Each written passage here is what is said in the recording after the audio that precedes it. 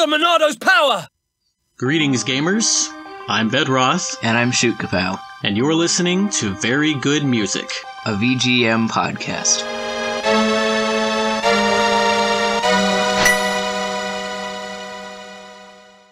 Here's my sword song.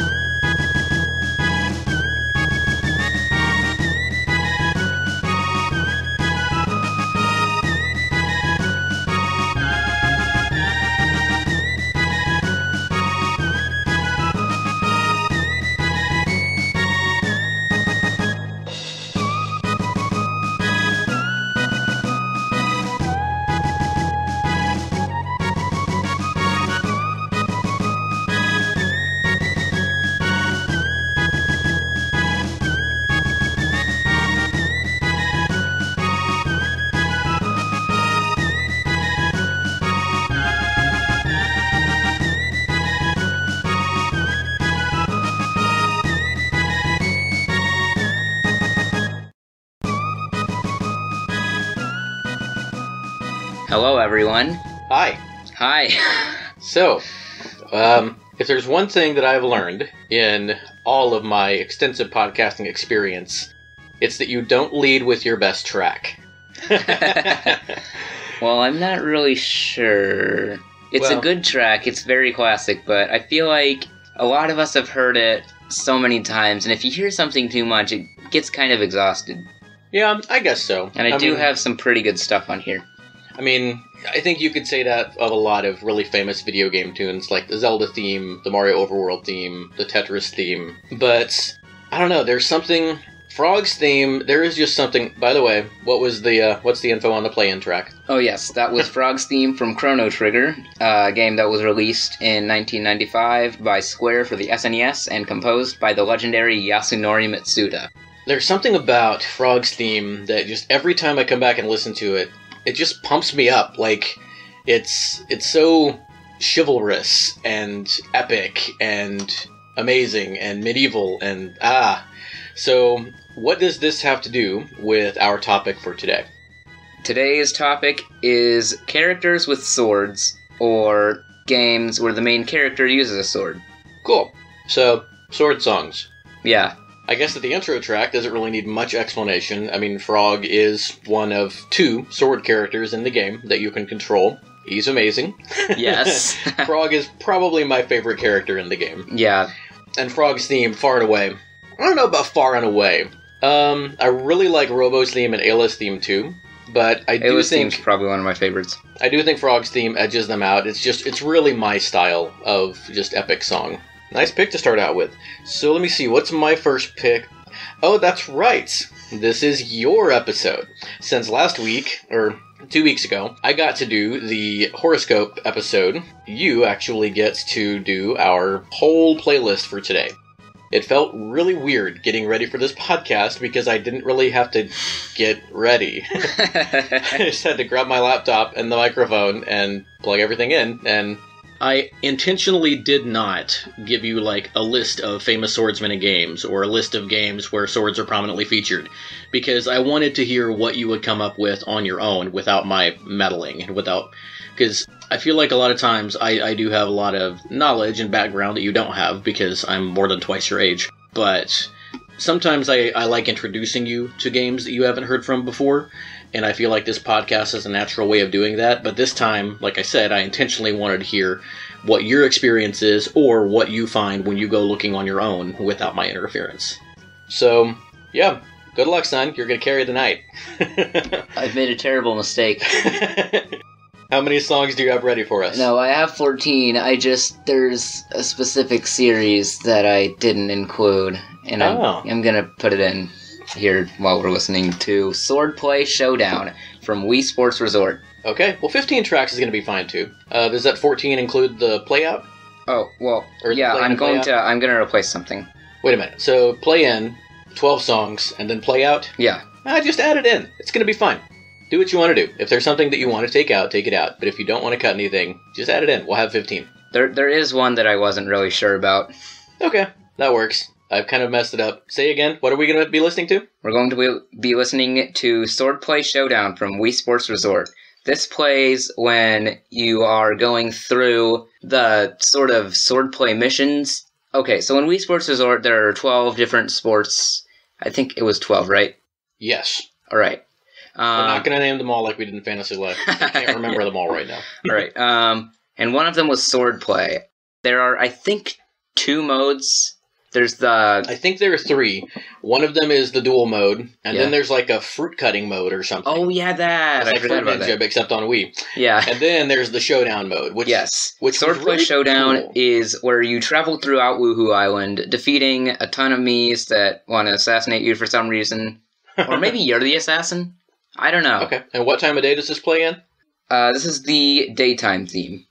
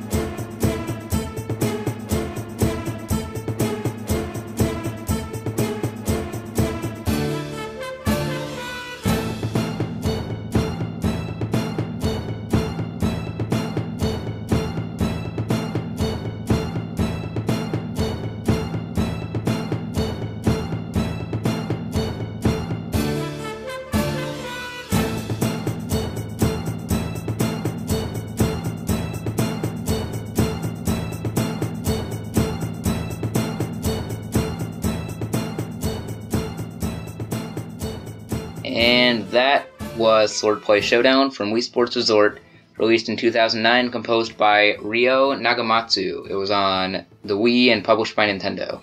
Man, this actually brings back some memories, believe it or not. I spent some time on the Showdown mode. I spent most of my time in the air sports area where you can fly around as that plane. That was the best one. Definitely what I sunk most of my time into. That was it was really slow at first, and I was like, oh, did I make a mistake letting my kid pick all of the tracks for this episode? But no, I didn't. It picked up. And I mean, I've heard the stuff that you brought so far, so I shouldn't have doubted you at all. I'm actually really excited to hear what's coming, get a little bit more unfiltered picture of your musical tastes, let our audience do the same thing. We've gotten some really good feedback about the interplay between the two of us and talking about things from different generations and kind of where we clash, but also where we come together. And I'm excited that everybody's going to get to hear a little bit more of your individual taste in VGM tonight. So yeah. About that, I almost didn't put this track into my list because it started out slow, and I'm not really the slow type.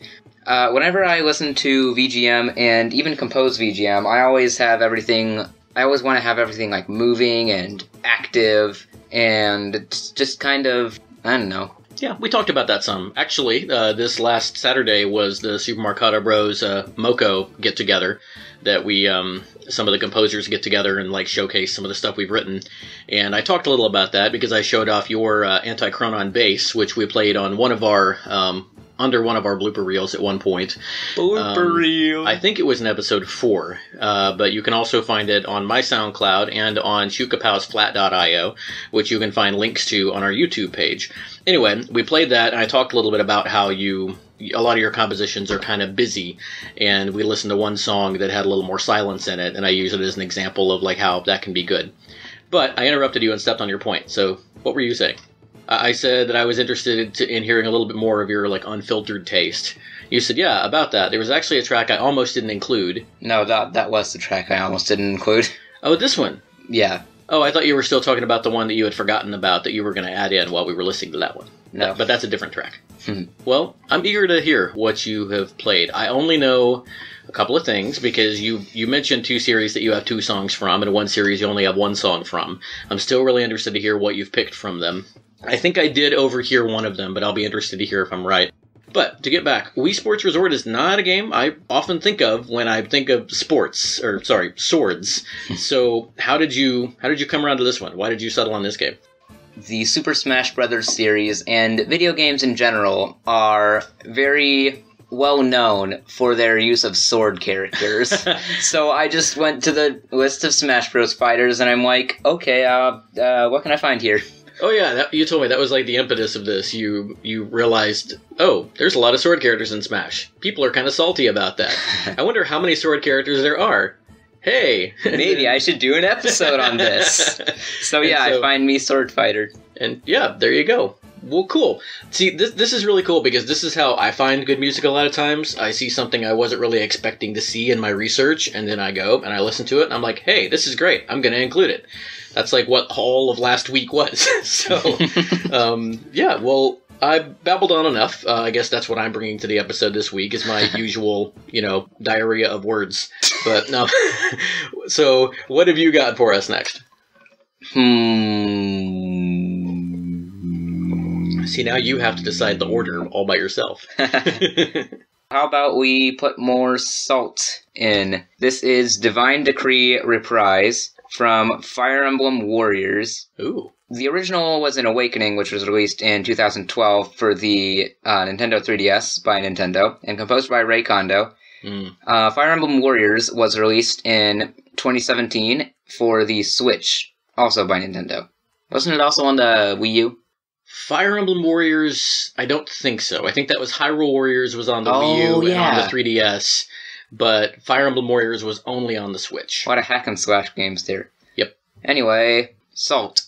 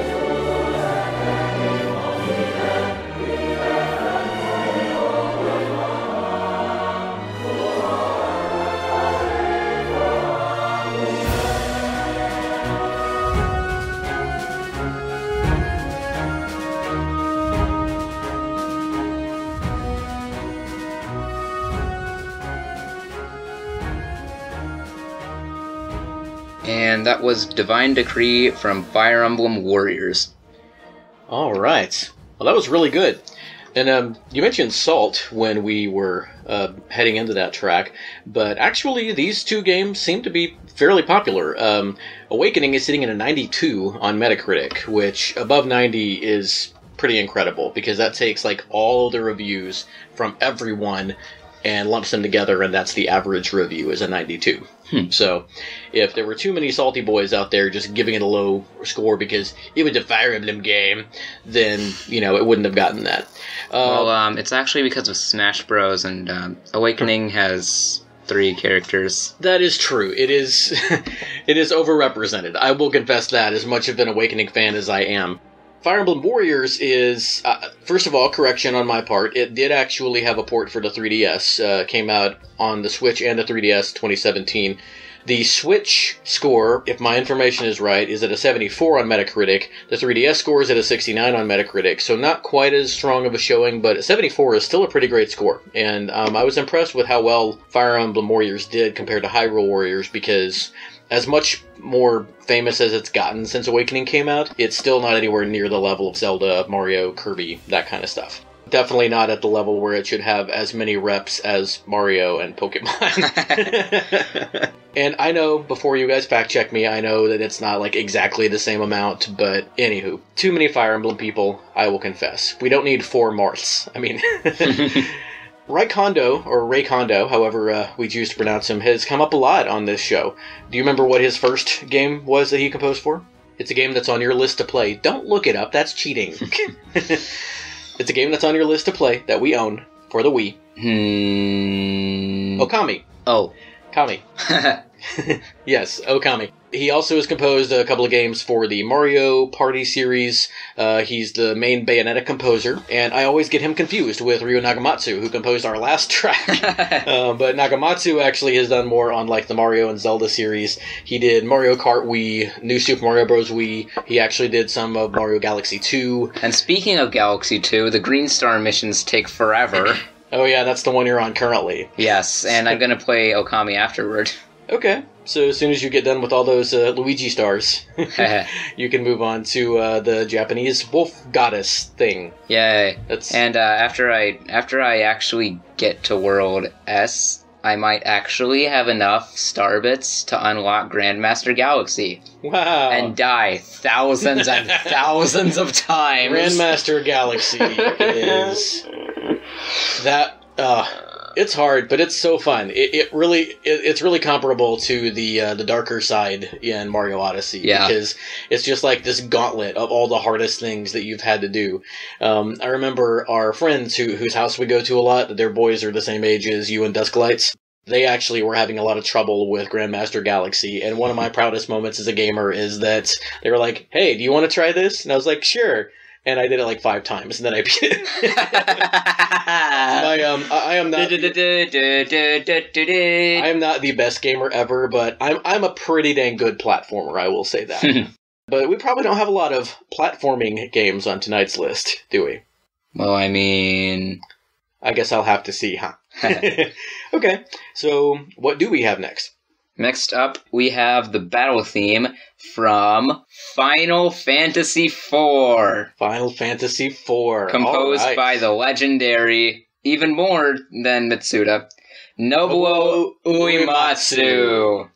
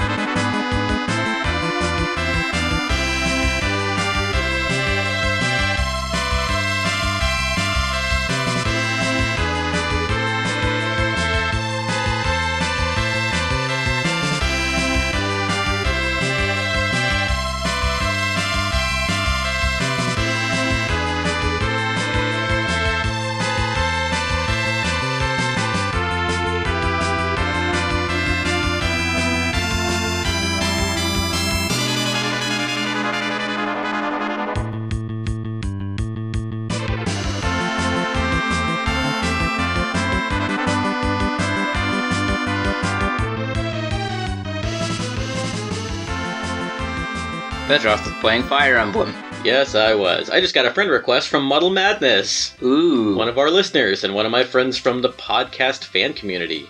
Alright, so, what did I miss? Oh yeah, Final Fantasy IV. And also my computer crashing. Yeah, that wasn't fun. We're having some technical difficulties, folks. if some frustration leaks into my son's voice, it's not just the stress of being the lead on this podcast episode. It's normal. I play Super Mario Galaxy 2. And he's a teenager. So, yeah, why did you pick Final Fantasy IV battle theme of all of the Final Fantasy battle themes there are out there? Well, one time, I think it was when we were listening to every Final Fantasy battle theme on piano, I'm pretty sure you said that you really liked the Final Fantasy IV battle theme. Mm-hmm. So I decided to check it out, and I really like it. It's really catchy, and I mean, I had to play a Final Fantasy track. Yeah, you can't really leave Final Fantasy out. I do think there are swords in at least one of the Final Fantasy games. So, yeah. Cool. Well, thank you for bringing that for my benefit. I do like the Final Fantasy IV theme. Do you know what Final Fantasy IV was called when it came out here? No, but I do know that it was released in 1991 by Square for the SNES. That, I believe, was actually for the Super Famicom. It was the first Super Famicom Final Fantasy game. When it came out here, it was called Final Fantasy II. Oh, yeah. Because 2 and 3 for the Famicom did not actually ever make it to the NES in North America. So when we got it, they just assumed it would be too confusing for Americans if they jumped from 1 to 4. So they just called it Final Fantasy II. But now it's even more confusing. And confusion ensued. Thanks, Japan! Because then we didn't get 5. And so Final Fantasy VI was called Final Fantasy III here.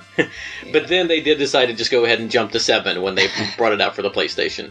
And then all the North American fans were like, what about the other ones? But now we have them all. And the world is a better place. Gotta catch them all, Pokemon. Oh, so do you have a Pokemon track for us? Okay, maybe that's what I'm playing next. Alright, what is it? Just a second. It's gotta be from Pokemon Sword and Shield, right? Actually, surprisingly, no. Oh! So, what sword Pokemon are there, beside a dog with sword in its mouth from Pokemon Sword? I actually didn't think about that one. This is the Route 6 theme from Pokemon X and Y. What does this have to do? Well, we'll do it when we come back. Route 6 from X and Y. This game was released... Well, these games were released in 2013 by Game Freak for the 3DS and composed by Junichi Masuda. And were these the last games that Masuda composed? Let's find out, and we'll tell you when we come back.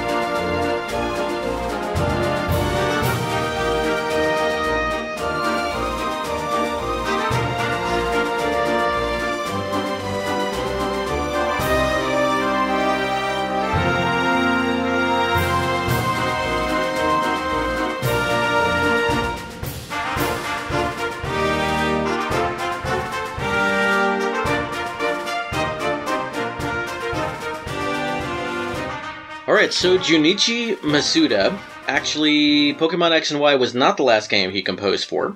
It looks like in 2016, he was the composer for Pokemon Go. Ah. He also was one of the composers for Pokemon Sun and Moon that same year, and then the next year in 2017 for Ultra Sun and Ultra Moon. And that is the last game that he has composer credit for, at least on Wikipedia. He has acted as general producer for several games. He's one of the producers on Sword and Shield. He was general producer on Let's Go Pikachu and Let's Go Eevee, and also on some non-Pokemon games, including Little Town Hero, which came out last year. Wasn't that the game that Toby Fox composed? Yes, Toby Fox composed at least some, if not all, of Little Town Hero. And he also composed one of the tracks in Sword and Shield. Yeah, Masuda's worked with Toby Fox a couple times. Yes, he has. And I have to mention this, because I did not know this. I guess Pokemon is Game Freak, right? Yeah. I guess another Game Freak game that I had never heard of before that we might have to look into. In 2015, he was general producer on a game called Timbo the Bat Elephant.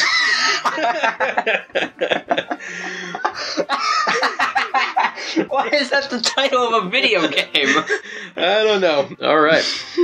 So, yeah. Now, I have to get back to it. What in the world does this theme have to do with a sword? Alright, as far as I can tell, Route 6 is the only place in Pokemon X and Pokemon Y where you can catch the sword Pokemon Honedge. Honedge, that's the sword Pokemon I was trying to think of. Because it's literally like just a floating sword, right? Yeah. Do you know the story of like Honedge, like what its Pokédex entry is? Yes, I have it right here, actually. In Pokemon X and Y, these two combined Pokemon entries say, apparently this Pokemon is born when a departed spirit inhabits a sword. It attaches itself to people and drinks their life force. Which is sort of... reprehensible? No, That's trying dark. to think of the word. Man, there's a lot of scary Pokemon entries.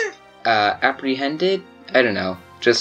I don't know. But the Y entry says, if anyone dares to grab its hilt, it wraps a blue cloth around that person's arm and drains that person's life energy completely. So it's kind of like contradicting the X thing, because that one says it attaches itself to people, but in Y, it says they have to grab its hilt. I don't know. Ah, okay. Interesting. And then the Pokedex entries are the same in Omega Ruby and Alpha Sapphire. In Pokemon Sword, the entry says that its soul once belonged to a person who was killed a long time ago by the sword that makes up its body. And in Shield, it actually reveals that the blue eye on the sword's handguard is the true body of Honedge. With its old cloth, it drains people's lives away. Wow. Wow. I could have lived the rest of my life without hearing that. There's some dark stuff in Pokemon, man. Yeah. So I know this isn't your favorite generation, that goes to Black and White, but what do you have to say about X and Y? Well, X and Y is probably actually my second favorite generation. It goes Gen 5, then Gen 6, then I guess either Gen 3 Fire Red and Leaf Green, not Ruby and Sapphire. I actually don't really like those games very much. Or Gen 8. Like I said, I've only ever really played Platinum and Black 2 up until Shield, so I know next to nothing about X and Y. Is that where Latios and Latias come in? Or were they in an earlier generation? No, they were actually in Gen 3. Oh, okay. Well, gotcha. Okay. Well, you were close, I guess. There were Gen 3 remake. Yeah, around that same time, so. Instead of Pokemon Z. Did you ever beat? We have X, right? Yeah, I beat that. Okay, cool. So it's your second favorite. Why is it so high on the list? What is it about Pokemon X that sticks out to you? Well, it was the first ever game to have, like, an actual 3D element. Oh, yeah. Yeah, Gen 4 and Gen 5 just, they were mostly, like, pixelated. I guess sort of like an upgrade on the SNES. But they still had that, like, pixelated sort of, I guess, Chrono Trigger-esque. More like 2D, top-down type stuff. Yeah. Then Pokemon X and Y, they just had, like, full 3D. You can move in 8 directions for the first time. And they didn't really change much else, but it was still pretty great. This is the generation where they added in the Z moves, right? Mega Evolutions, actually. Okay, cool. Yeah, I remember seeing a cartoon short where Red took his Charizard into a cave to fight Mewtwo, and Charizard went Mega for the first time that I had seen, and that was really cool. A few years ago, I guess around the time this came out. So why is it not as high as Black and White? Well, because nostalgia, I guess. Well, I guess since Black and White was the first one, really, that you got into. Yeah, and it was also the first one that used reusable TMs. That carries a lot of weight. I seem to remember a lot of chatter around N. Do you think that he's the best main antagonist the game has had so far? Yeah, that I can think of. He was a pretty cool character. We'll have to, I'm sure we'll do a Black and White soundtrack spotlight at some point, since it's one of your favorite games ever. Yep. So we might actually have a little bit coming up here in the next months, but more on that later. That was a really good tune, though. I liked it a lot. Route 6. That might actually, it still doesn't rival Sky Arrow Bridge. That's the best Pokemon theme for me. This theme also plays on Routes 4, 5, and 7. Okay. So just kind of the middle area of the game. Kind of we didn't really talk about it much, but that Fire Emblem track that we played in just certain chapter entries as battle music. Yeah. It still feels weird not to come and say, okay, well, my next track is... Well, I mentioned last time that there probably wouldn't be many platformers on your playlist. Do you have a platformer for us? Actually, surprisingly, yes. Okay. How are you? Call it Father's Intuition. Well, sort of platformer. It's Zelda 2, isn't it? Well, no, actually. It's sort of platformer, sort of... Well, this iteration is actually from a fighting game by the same creator. I think you know where I'm going with this. This is the Underworld theme from Super Smash Bros Brawl.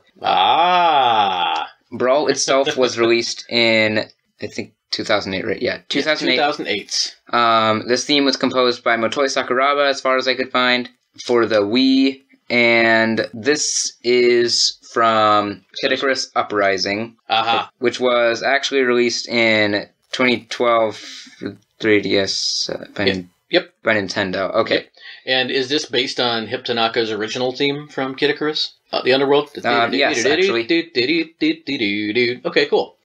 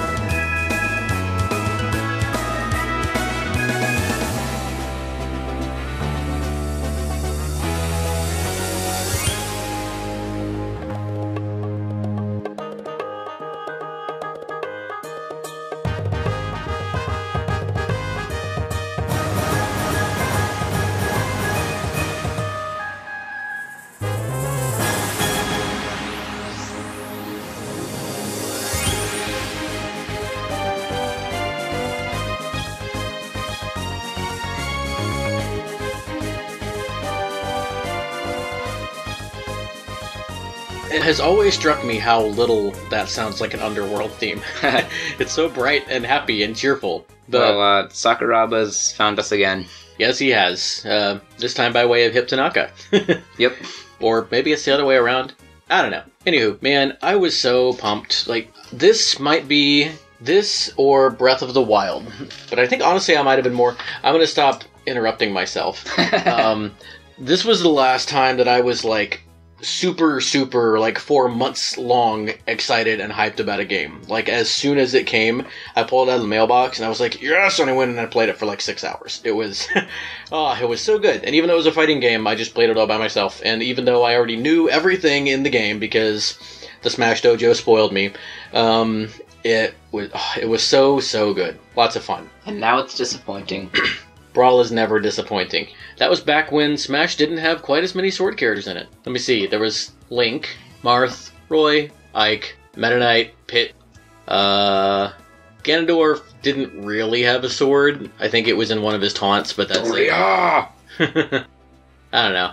It's hard for me to remember now with Ultimate who was in what Smash, but you look like you're doing something on your computer. You're looking it up. Actually, I'm looking up something else. Okay. Let's see... Ooh, does this have to do with your next track? No, actually, this is the list of sword characters in Smash Flash 2. There's Link, Meta Knight, let's see, there's Marth, Pit, Isaac Lord. From Golden Sun. Yes, I guess Sora would count. Isaac from Golden Sun. Yeah, I mean, it's a Keyblade, so technically it's a key, but they don't call it a sword blade, so I guess you could also call it a key sword. Wood makes up for it with 2 swords. Yep. And Ichigo from Bleach. No, I thought one of the new characters might have one, but no. Closest thing is Simon. Can't remember. Oh, yeah. Mii's weren't in Brawl because, yeah, that wasn't until Smash 4. because of the whole Reggie and Iwata fight thing at E3. Okay, yeah. Cool. So, what do you have coming next? Oh, I've got this box of 12 starving crazed weasels. Oh, okay, I'll take that. But seriously, folks. That's not even going in the blooper reel. I'm leaving that in the main episode. That was great. But seriously, what do you have? All right. I've got the battle theme from Xenoblade Chronicles 2.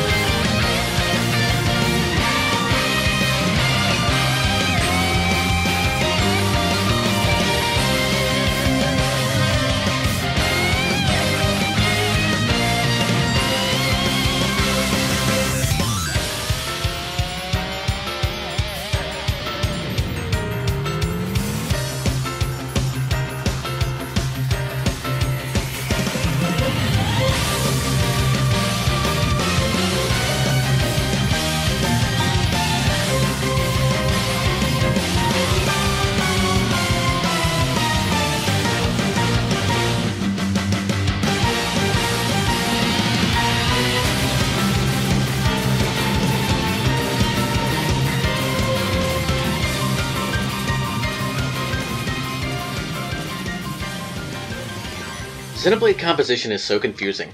That's what I was gonna say. Well, instead you can say, who are all the composers on this soundtrack? Alright, there's Yasunori Mitsuda, again, Monami Kyoda, and Ace Plus. And this particular track was composed by Kenji Hiramatsu, who is the Plus in Ace Plus. I was gonna say that. Yeah, Kenji Hiramatsu. When he joined Ace, it became Ace Plus, and it looks like he was the arranger. Anybody out there is free to gently fact-check us. We did have to translate a page on the fandom site, but it looks like that was the track that Shootkapow played. Regardless of who composed it, though, that is a banger of a track. Yes, it is. Xenoblade music, regardless of how, crazy the composition stories are, it's so good. This one actually shows how far Yasunori Mitsuda has come. It looks like he was probably the sound director on this one. He's the one who kind of answered questions about it. He said there were 120 separate pieces. The soundtrack is 6 discs, and it was actually published by his company, Sleigh Bells, and it was produced by his studio, Procyon, I think is how this is pronounced. Procyon. All of that is Mitsuda stuff. I am kind of sad that missing from the soundtrack is a wonderful composer from the first Xenoblade, Yoko Shimomura. Do you have any Shimomura for us tonight by any chance? I did. Is that the one you cut? Yeah. Kingdom Hearts? No, actually. Oh, are you saving it for another episode? Maybe. Well, then maybe we'll find out what it was. Do you feel like playing the song that you subbed in that bumped that song? Alright. Because I am curious. This is from a series that, as you've said before, we have to mention on every episode. Ladies and gentlemen, I give you Full Force from Tales of Symphonia, composed by Motoi Sakuraba.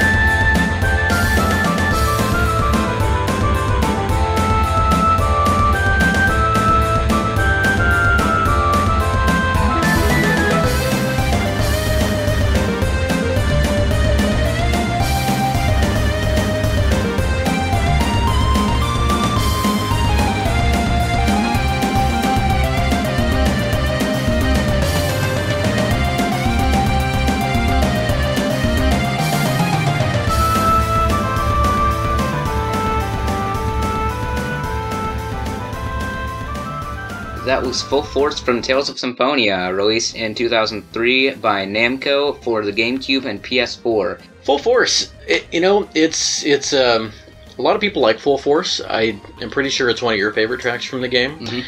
It's pretty cool. It reminds me a lot of Golden Sun. To me, there are other themes in the game that stick out a little bit more. This strikes me as a little bit of a generic RPG battle theme. That doesn't mean it's bad. It just, I don't know, doesn't stand out to me quite as much as some of the other stuff. Motoi Sakuraba has a very distinctive style.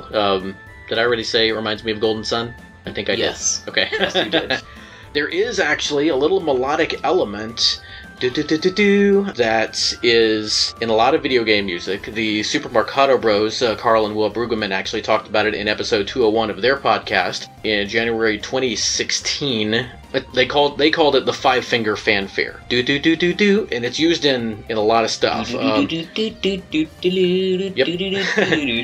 By Yoko Shimomura. It's also, I think that Nobuo Uematsu was on that episode a couple of times at least. Yasunori Mitsuda was on there. A lot of the greats have actually composed with the Five Finger Fanfare.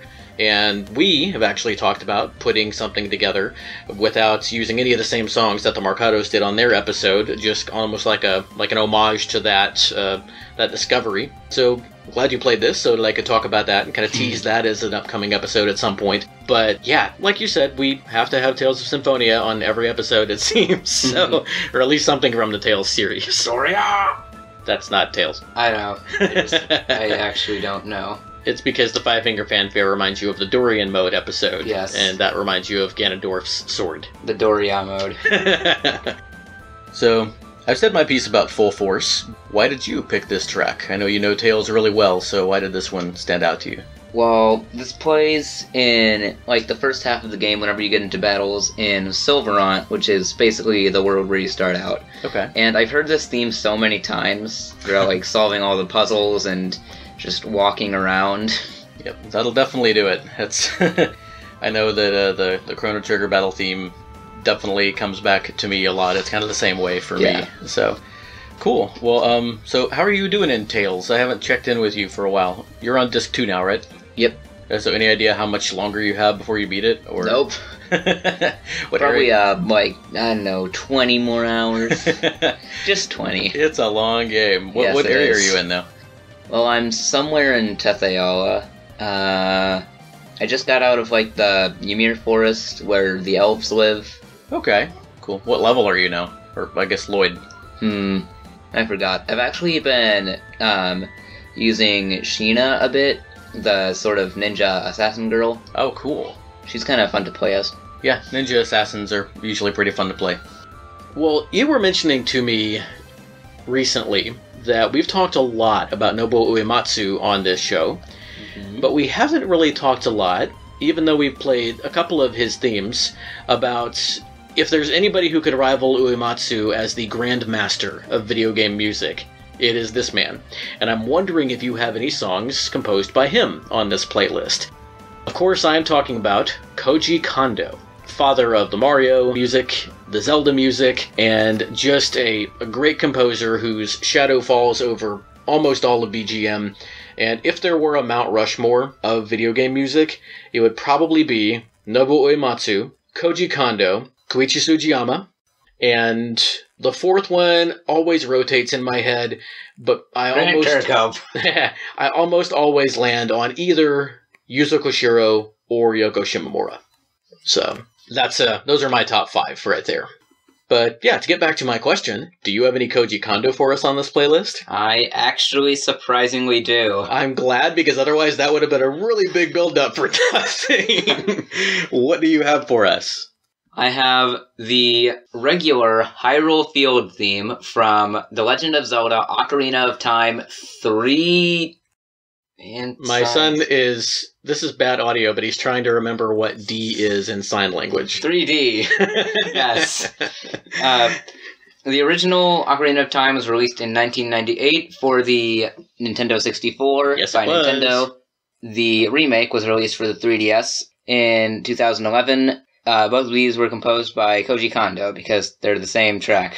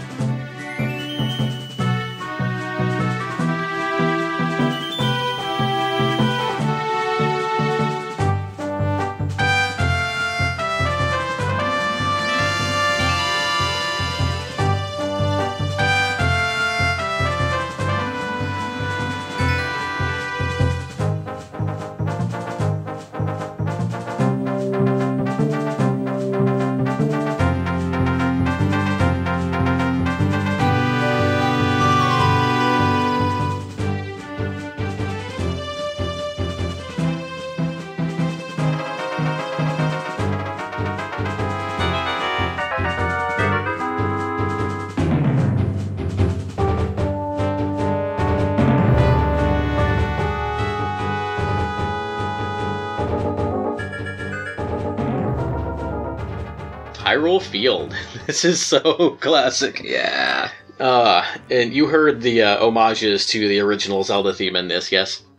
Yeah. Do-do. Do-do-do-do. Stop before you say something you might regret. Like what? No, that's not how it goes. It's been too long. I need to listen to that again. Maybe for a bonus we could cover that sometime. That would be fun. So, yeah, Ocarina of Time. I was 16 when this came out, and man, I spent so much time in this game. You actually got a little bit into it in the 3D version, right? Yep. But you got kind of stomped at the beginning part trying to get to Death Mountain. Yeah. Have you ever gone back since then? Not really. I might actually, I don't know, soon. Well, you've definitely got a lot of games on your plate right now. Yeah. So you haven't heard firsthand as much of the music as I have, so Hyrule Field makes some sense. Do you know what my favorite song from this game is? Gerudo Valley. I also really like Song of Storms a lot, but yeah, it's great. This whole thing is just it's a Koji Kondo masterpiece. I don't think it is his best soundtrack. That probably for me would go with the follow-up to this game, Majora's Mask. That was the last soundtrack I believe that he fully solo composed, and it's got some really great stuff in it. We'll definitely be hearing from Majora's Mask and a lot more from Koji Kondo. Wait, no, I have 3 Zelda themes. You have 3 Zelda themes. Wow, you keep remembering themes that you have. You forgot that they're from the series. 4 Fire Emblem themes, and then there's 3 Zelda themes. 4 Fire Emblem themes? Yeah. We've only played 1? Man. Yeah, let's go ahead and knock another one out then. Alright, Fire Emblem, Listener, Lightning Round. Wait, no. Wait, were you including the Listener Lightning Round in this count? No. No. Just you have 3 Zelda themes and 4 Fire Emblem themes. Well, I guess most of the sword characters in Smash are either from Fire Emblem or they're Link. So, oh man. Alright, so hey, I have as many Zelda themes as there are Links in Smash Bros. That's depressing. Oh yeah. But you know what? I like all 3 of them as fighters, and I'll bet I'll like all 3 of their songs too. But let's play another Fire Emblem theme. What have you got for us? Alright, I have some more 5-finger fanfare. This is Clash from Fire Emblem Path of Radiance. Ooh. Released in 2005 by Nintendo for the GameCube and composed by Naoko Mitome.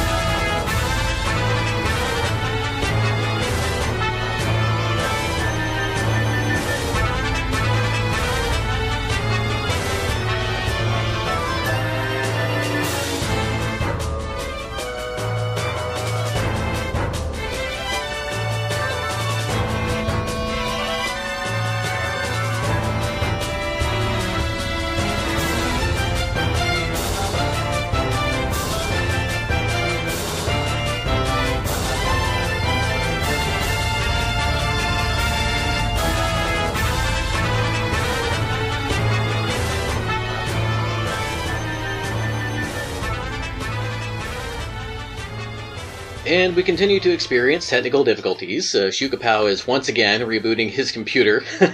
But third time. While he gets everything pulled back up, we actually found that Path of Radiance has 5 composers. Yoshito Hirano, Saki Haruyama, Naoko Mitsume, who Shootkapow already mentioned, Atsushi Yoshida, and Kanako Terame.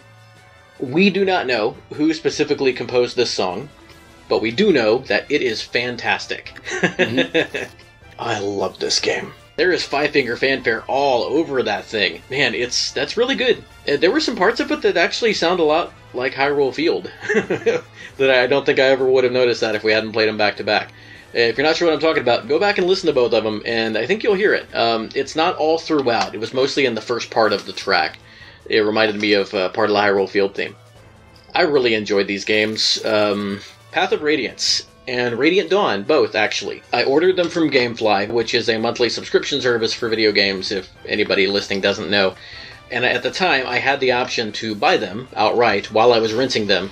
And they were maybe in like the $20 or $30 range. Now, they typically go for upwards of like $70, $80, $90. I've seen Path of Radiance down for like $100. And I really, really want these games, but I'm not going to spend that much on them. I'm sorry. If anybody out there has any like deals for Path of Radiance or Radiant Dawn, let me know. I would really like to get these games. They're tough as nails, especially Radiant Dawn. But I really, really, really, really like them a lot. And I really wish that Nintendo would come out with a Radiant pack for Fire Emblem and just kind of re-release both of these games for the Switch with remasters, because Fire Emblem is big right now. I think it would make sense, and they could do it, and then more people could play these awesome games. I've said my piece. You talk for a while. Fire Emblem. Yeah. Yay. You're more of a recent Fire Emblem guy. You really like Awakening, and you really like Fates. Yes. Yeah.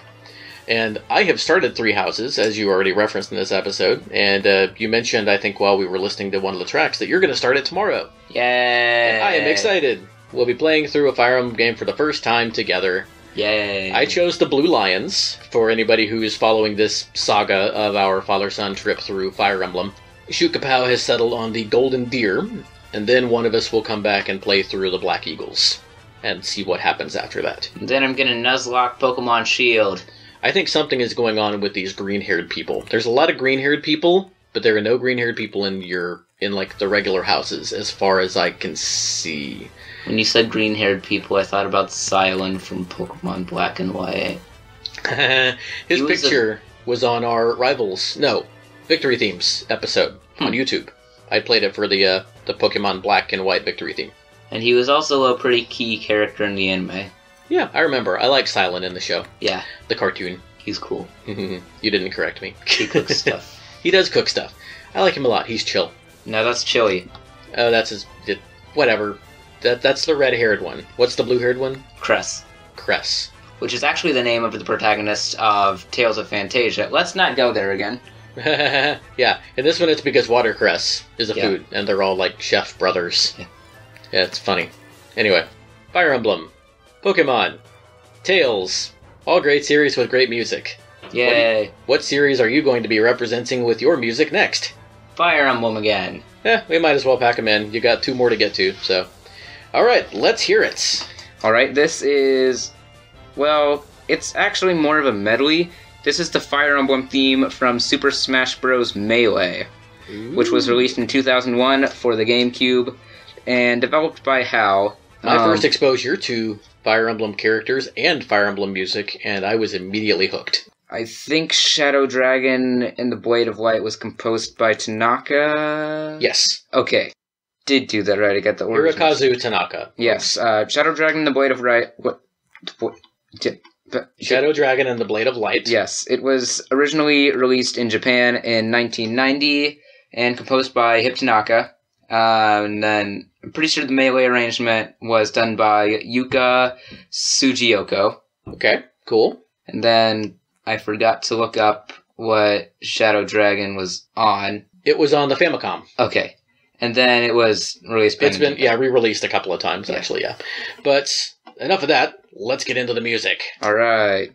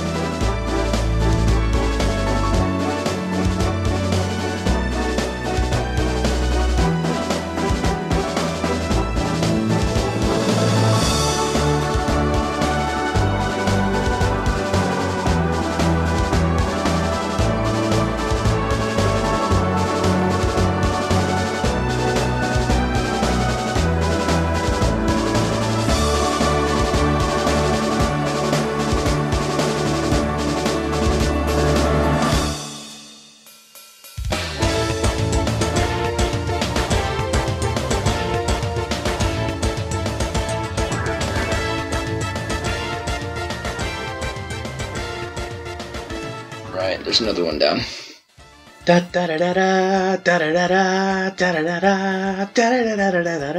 man. Yeah. One of my favorite video game songs ever. All I have left is Zelda and Fire Emblem. Really? Yes. How many songs do you have left? I haven't been keeping track of your tracks. Haha.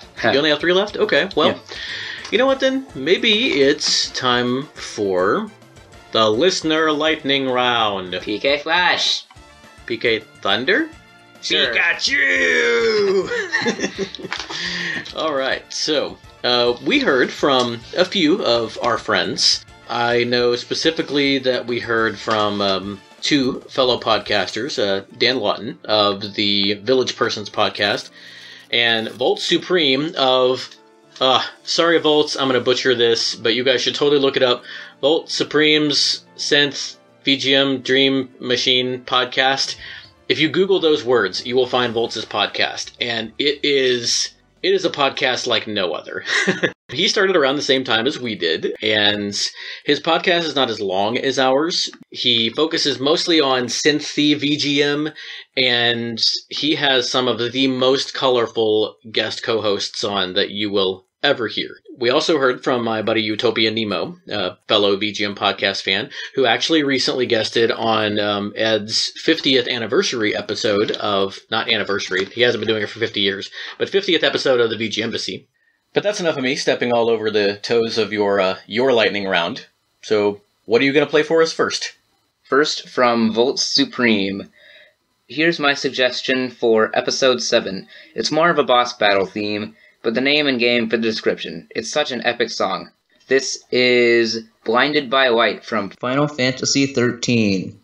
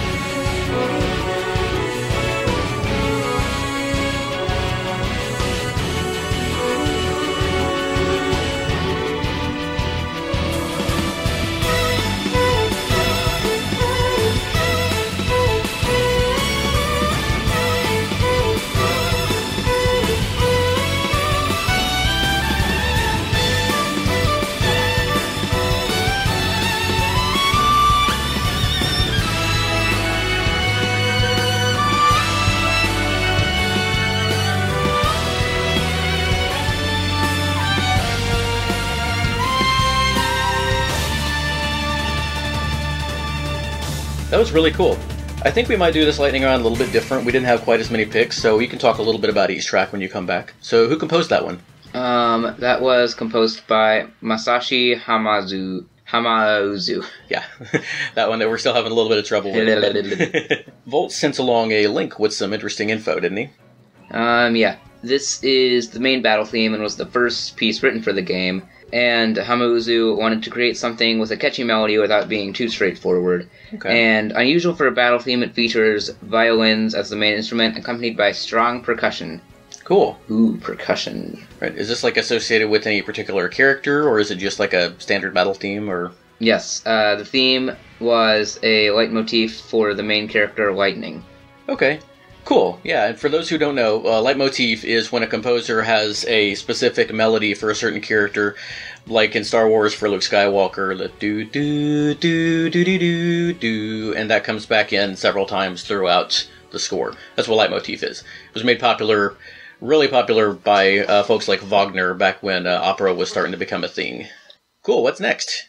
All right, next up we have from Dan Laughton. It's a sword bonanza from Sekiro. You have a sword, he has a sword. You clash those swords in an epic showdown. Here's my sword song.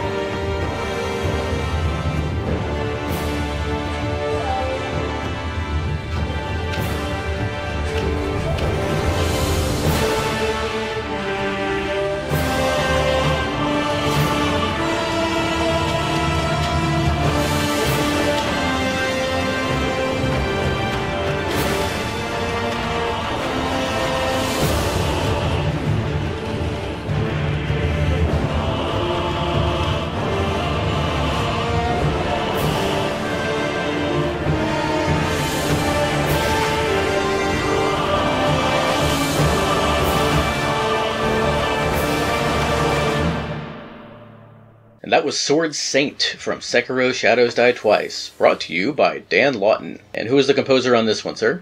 Yuka Kitamura. Okay. I probably butchered that, didn't I? Yuka Kitamura. No, that's probably how I would say it. Kitamura has composed in several of the games in the Souls series, which I had actually forgotten that this game was a part of. He composed on Dark Souls 2 and Dark Souls 3, did sound design on Bloodborne. What do you know about the Souls games, if anything? Not much. They're very, very hard.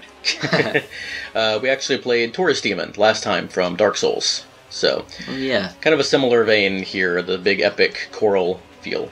Yep. Any info on the game? I think everybody else knows more about it than we do, because this was a really big deal game last year, but I know next to nothing about it firsthand. It's an action-adventure video game that follows a shinobi known as Wolf as he attempts to take revenge on a samurai clan who attacked him and kidnapped his lord. Was it called Star Fox?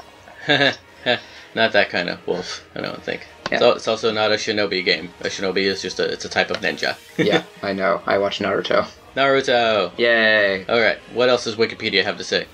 Gameplay is focused on stealth exploration and combat with a particular emphasis on boss battles, which is where this plays.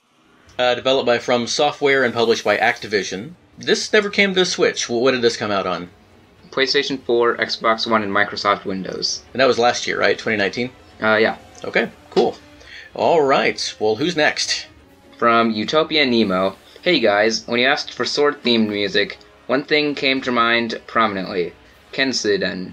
Kensuden, okay. Yeah. Leave it to Nemo to bring the obscure. It's a Master System game I had as a kid, and it probably embodies the spirit of sword-wielding more strongly than any other video game I know. Your character travels throughout medieval Japan, acquiring various sword techniques to defeat the evil warlock lord, or something like that. Anyway, the music is memorable to me, if a bit short. Tracks are mostly 30 to 45 second loops, which was standard for its time. Also, I've given you the choice between the FM or PSG versions. I listened to both of them, and I picked the FM version. Yeah, I listened to both of them as well. So PSG just stands for Programmable Sound Generator. To keep it very simple, it's the chip that makes sound in a video game system or hardware thing. FM basically is what the difference is, like NES music is more PSG, SNES music is more FM. Genesis is FM, Master System had a little bit of capability of both, but the PSG version sounds more like traditional chiptune, which for some songs I actually prefer, but for other ones it can get a little bit tinny on some of the high notes, and I definitely think that was the case here. But y'all can listen to both of them and decide which one you like. We are going to play the FM version.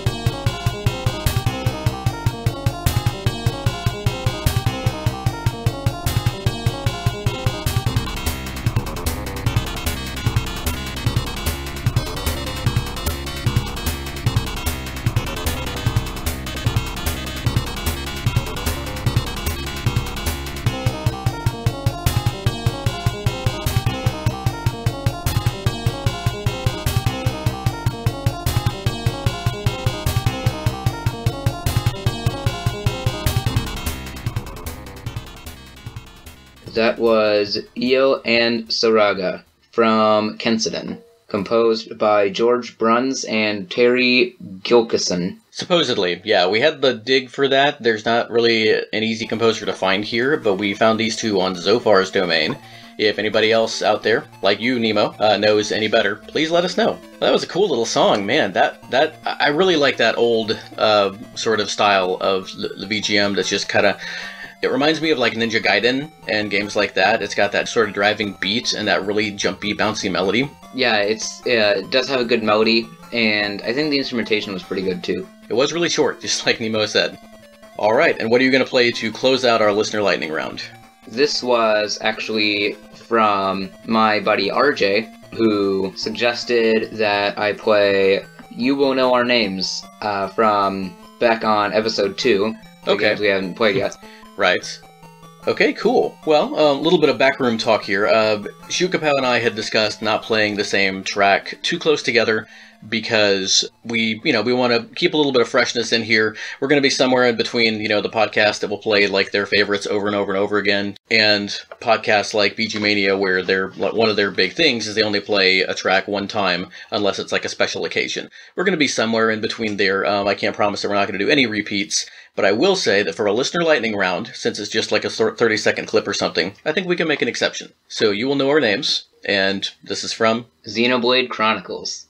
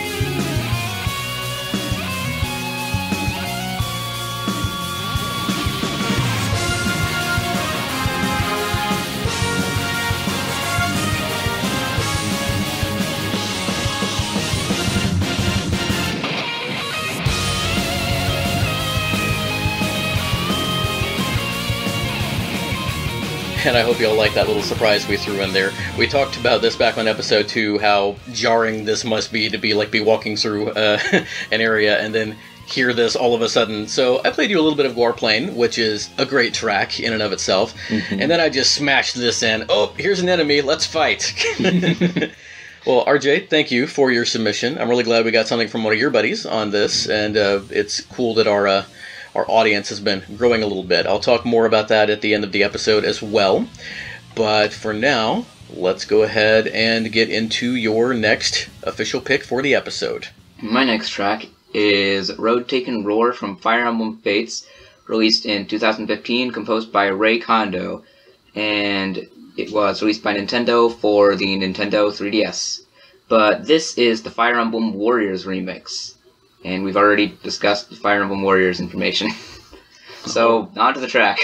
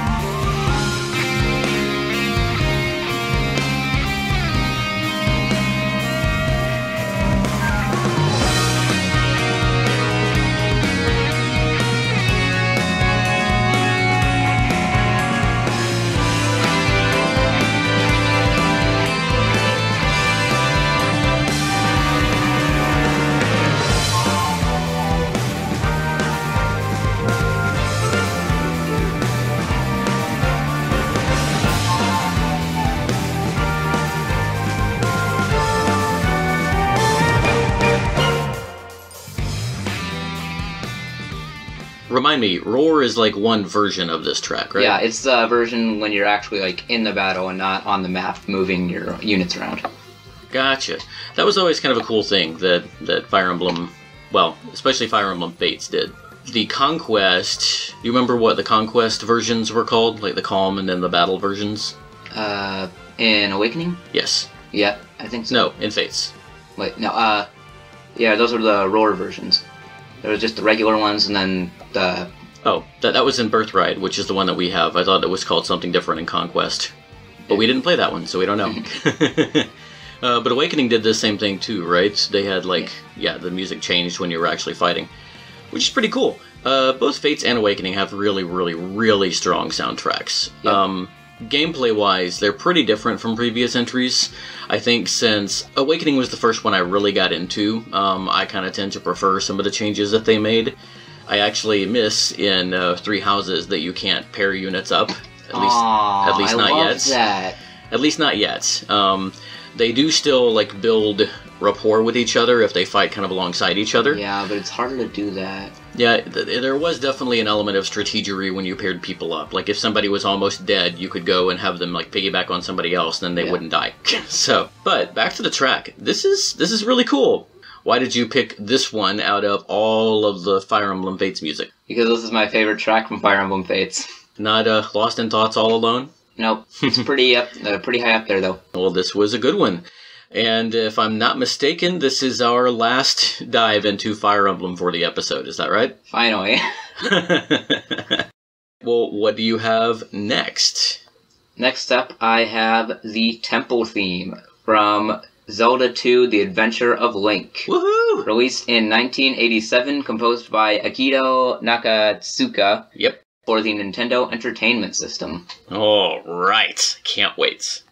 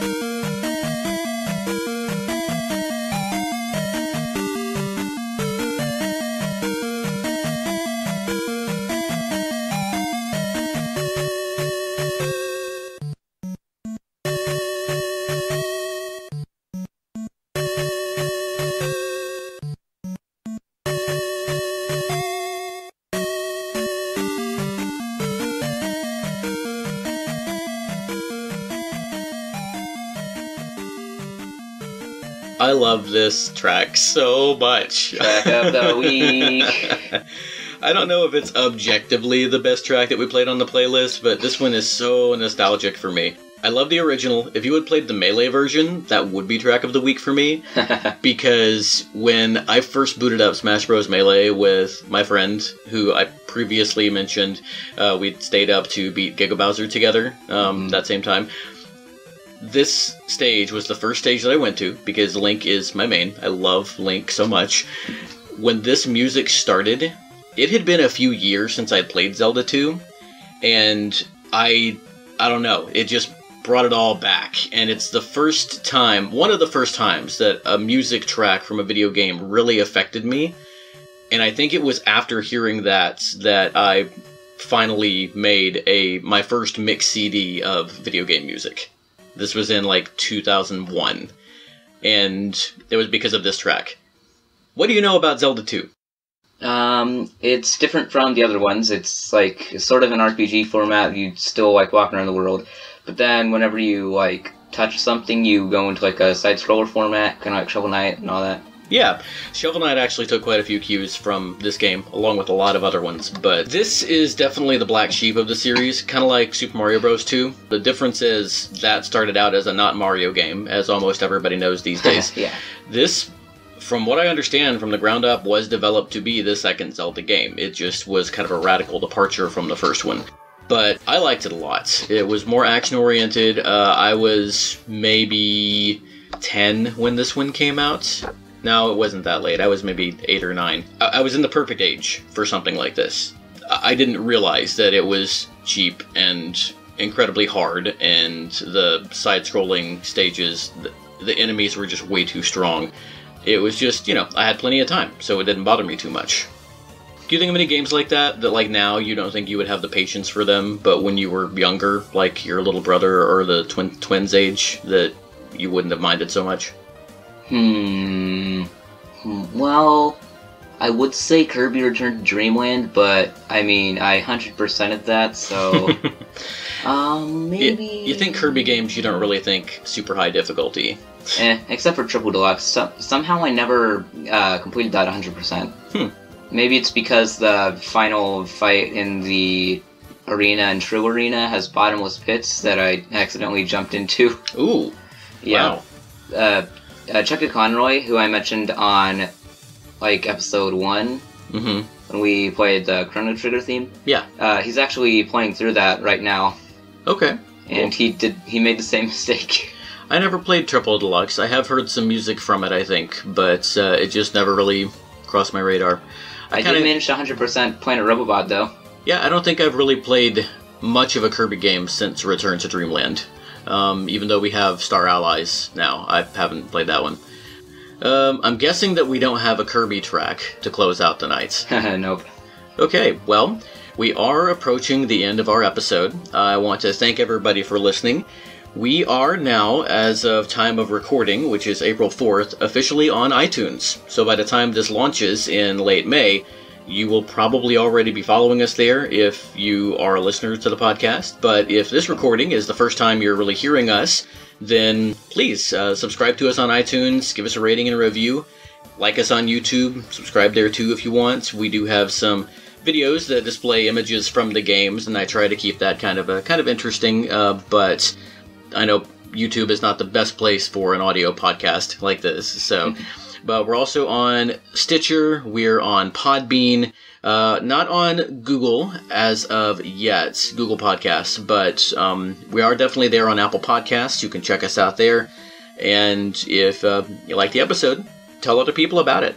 We've been growing by word of mouth, and we really appreciate and enjoy all of the feedback that we're getting. Shootkapow, what do we have in store for our next couple of episodes? Do you remember what we're doing next? Nope. So this is episode 7. Our guest stars are going to be on 10 and 11. Yeah. What are we doing for 8 and 9? Come on, it's the one we've been really excited about. My son has been out of school for so long that he's forgotten how to remember stuff.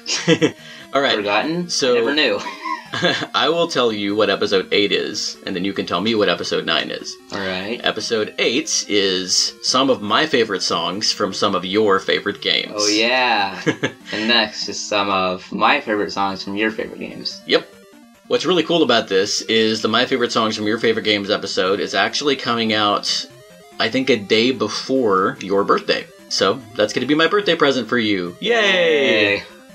That means I don't have to buy you anything. Yay! Yes, you do. Oh, okay. Alright, well, again, thanks everybody. We are thinking of a way to encourage some more listener participation. Our next 4 episodes aren't really going to have a lot of, like, lightning round-esque material available for them. They're just not really that kind of format. I have some ideas in the works that hopefully I can announce next time. Now, Shootkapow, what is the final track that you have for us this evening? Alright, now we're jumping from one of the earliest Zelda games to the latest release. This is the Talus Battle theme from the Legend of Zelda Breath of the Wild. This is probably one of my favorite themes from this game, hands down. Right up there next to the Hyrule Castle theme and stuff like Kakariko Village, Rito Village.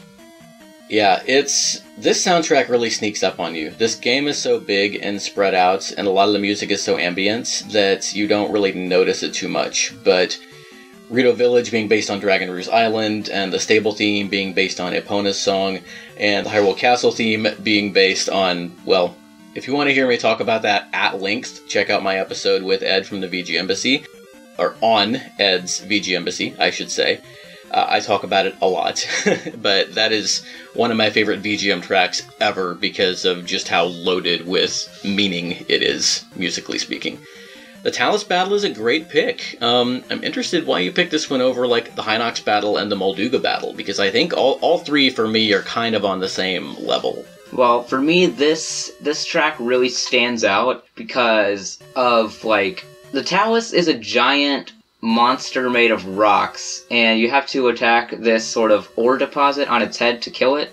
Mm-hmm. And I think this track reflects that with its, like, hardcore sounding, like, melody, the instruments. It's definitely intense. The percussive instruments in this. Again, like with Xenoblade, you're just walking around, you're like, oh, look, it's a giant rock, I'm gonna stand on it, because I can do that. Then it just starts moving, and you're like, oh crap, what did I get into?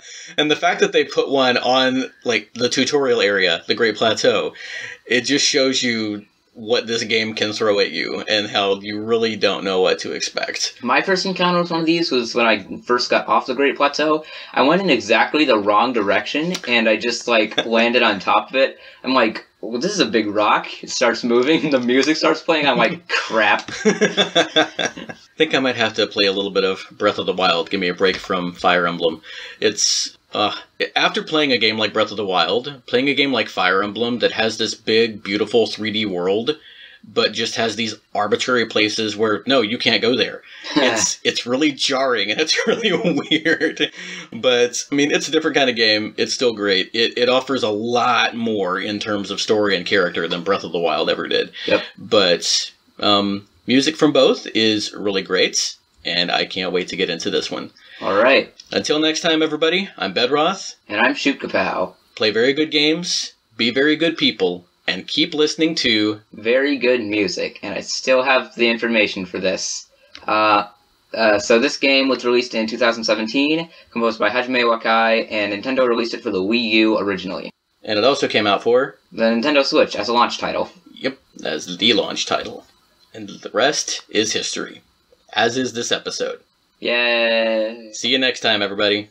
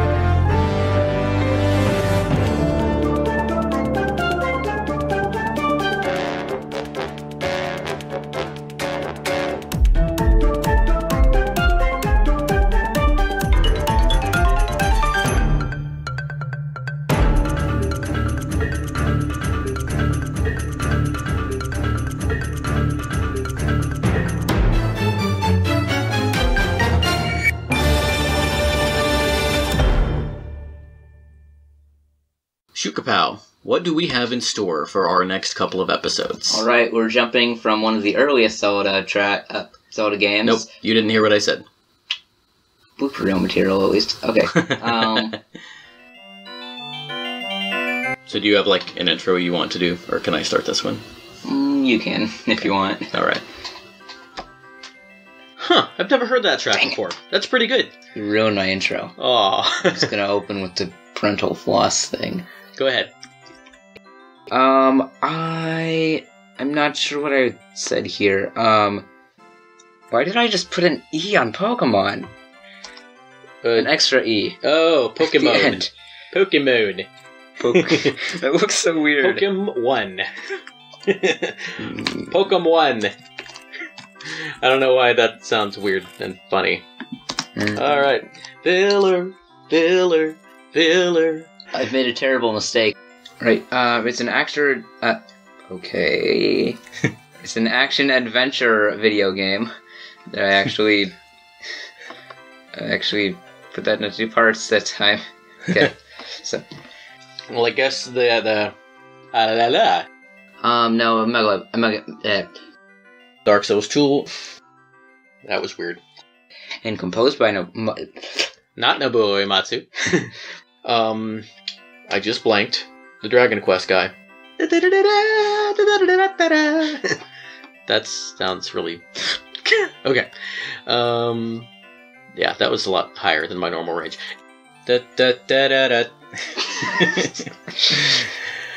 I'm not really the slow type. When I listen to music, I want the... What? I didn't want that to be, like, under your words. Yes. Then I couldn't take it out. Wii Sports Resort is not a game I often think of when I think of sports. What? I really liked Ike when Brawl sort of first launched. I've always kind of been partial to heavy characters, and...